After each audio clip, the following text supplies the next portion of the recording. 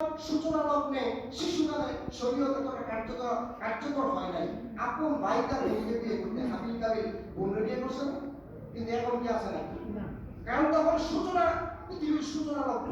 আমাদের যেমন সূচনা লগ্নে শরীয়ত কার্যকর হয় না, ঠিক তেমনি ভাবে যৌবন আসলে যেমন আমার শরীয়ত কার্যকর হয়ে যায়, ঠিক তেমনি ভাবে পৃথিবীর যৌবন কাল চলে গেছে। এখন আমার বার্ধক্যকাল, আমার বার্ধক্যকাল আসলে দেখবেন মানুষের মাথা সেন্স ঠিক থাকে না।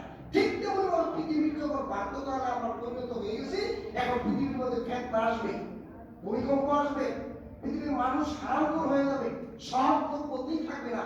বার্ধক্যকালে আমি অনেক সময় বক্তব্য দেওয়ার জন্য দেখি যে অনেক মুরব্বী আছে, সে তো তিনটা দেয়, অজু করতে গিয়ে পায় দুই না। এটা কি সে ইচ্ছে করে নাকি তার শেষ লোক পাইছে? শেষ জ্ঞান ব্রেন মানুষের যখন বয়স হয় তখন তার ব্রেনও ক্ষয় হতে থাকে। তো ঠিক তেমনি ভাবে পৃথিবীর যখন বয়স হইতেছে আর পৃথিবীর মধ্যে ফেতনা কাকি তো এই লাইলি মুসলিম ওই অন্ধকার অমাবস্যা রাত্রির মতো ফেতনা প্রকাশিত হবে, চাইলেও আপনি আমল করতে পারবেন না। এজন্য নবী সতর্ক করে বলেছেন বাদিলুল আমাল, সুতরাং এখন তোমরা বেশি বেশি করে নেক কাজ করে ফেলো। যেমন যৌবনকালকে আল্লাহ নবী বলেছেন বার্ধক্য আসার পূর্বেই যৌবনকালকে